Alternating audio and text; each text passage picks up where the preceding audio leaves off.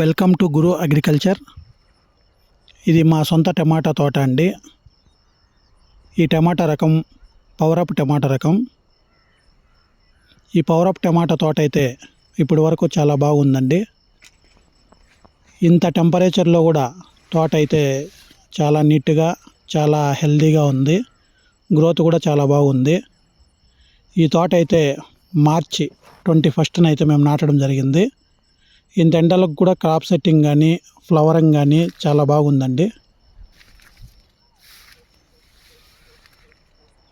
కానీ కొంతమంది రైతులు పవరప్ టమాటా తోట కాయలు కోత పడేటప్పుడు డిస్కలర్ ఉంటాయి అంటున్నారు. ఇది ఎలాగ ఉంటుందో వేచి చూడాలి. నాకైతే ఇప్పటికైతే తోట చాలా బాగుందండి.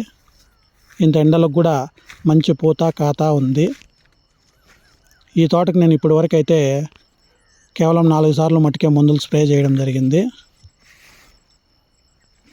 తోట కాపు అయితే చాలా బాగా ఉందండి. ఈ తోటకు లాస్ట్గా చివరి స్ప్రేయింగ్ నేను ఏమి ఇచ్చానో ఒకసారి మీకు కూడా చూపిస్తాను.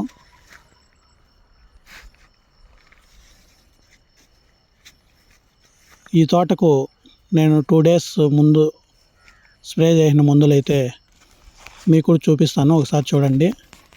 ఈ తోటకి నేను వేలాగ్రో కంపెనీ వాళ్ళ ఎంసీ సెట్ మరియు ట్రాక్టర్ బ్రాండ్ కంపెనీ వాళ్ళది హెర్క్యులస్ మరియు బెస్ట్ ఆగ్రో కంపెనీ వాళ్ళది జూడియో అండ్ సిమోడిస్ కలిపి అయితే స్ప్రే చేయడం జరిగింది.